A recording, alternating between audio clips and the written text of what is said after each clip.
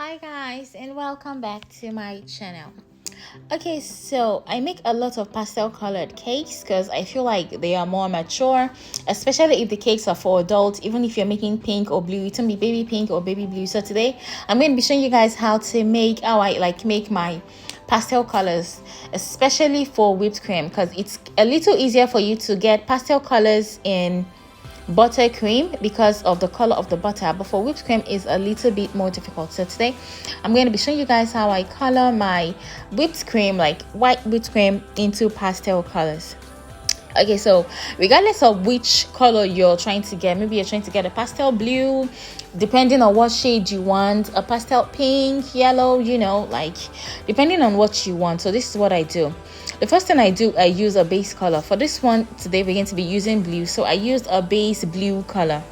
So for that blue color, I'm going to just take it and stir it. I want you to notice the difference between this color and then the color we're going to be making finally.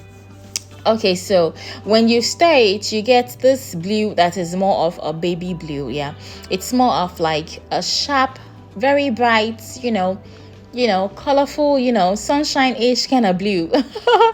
But this is not the blue I want, because I feel like this kind of blues are not as mature. I don't know, maybe it's just in my head, but like, correct me if I'm wrong, but in my head I feel like they're not so mature, especially if you're making a blue or a pink or a yellow.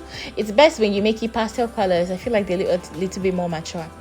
So what I like to do when I get my base color is to color it like the base color first and then add some brown.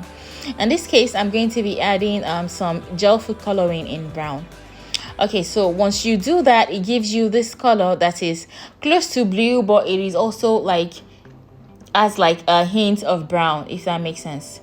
But in this case today, like, I feel like my whipped cream was a little bit too thick, so I kind of watered it down a little with some unwhipped cream.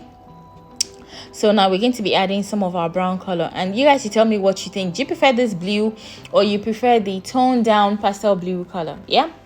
Okay, so we're going to be using gel food coloring. I use Top Products gel food coloring, and it is very pigmented and very nice.